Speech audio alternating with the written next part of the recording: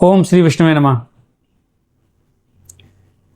इस परिवर्तनशील जगत में जहाँ हर पल हर समय हमें परिवर्तन होता हुआ दिखता है, बच्चा पैदा होता है, बड़ा होता है, बूढ़ा होता है, उसके बाद व्यक्ति स्थूल शरीर छोड़ देता है, मोबाइल लेते हैं, नष्ट हो जाता है, गाड़ियाँ नष्ट हो जाती हैं।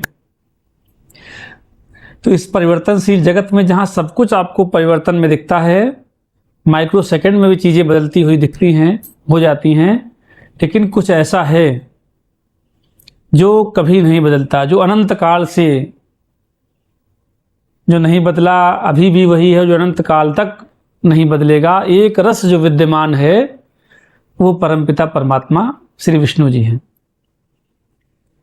रूप में कई बार हमको क्षणिक बदलाव हमको उनके रूप में आभास में महसूस होता है कि हमको दिखता है कि संसार बदलता रहता है, लेकिन मूल जो इनके परमात्मा हैं वो परिवर्तनशील एक रस रहते हैं।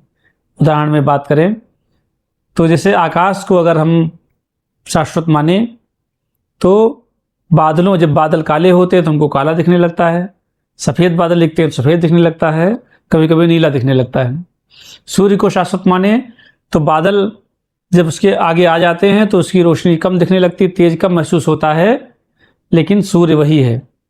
समुद्र को अगर शाश्वत माने तो उसकी लहरें जो है क्षणिक रूप से जो आती हैं तो उसके रूप में बदलाव दिखता है, लेकिन मूल शाश्वत लहरें फिर उसी में मिल जाती हैं, शाश्वत भी। ऐसे हमारे भी जीवन में जो मूल हमारे पर आत्मा है, परमात्मा है, वो बहुत शांत, सहज, करुणामय है, लेकिन परिस्थितियों के वश हम अशांत, चिंतित हो जाते हैं। लेकिन मूल जो है वो हमारी आत्मा, वो जो है परम शांत है, स्थित प्रज्ञ है। इसीलिए संत जो आगे बढ़ते हैं प्रभु के मार्ग पर, उन्हें स्थित प्रज्ञ की तरह हो जाते हैं, शांत हो जाते हैं, उन्हें हानि लाभ जीवन मरण में वो एक रस रहते हैं, जैसे मूल परमात्मा एक रस रहता है।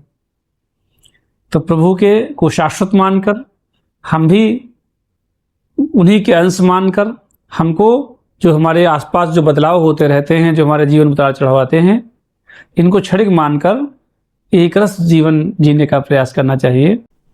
हम आकाश, सूर्य और समुद्र की बात कर रहे हैं, ये उदाहरण में हमने नाम लिए, लेकिन पूर्ण शाश्वत तो परमात्मा ही हैं।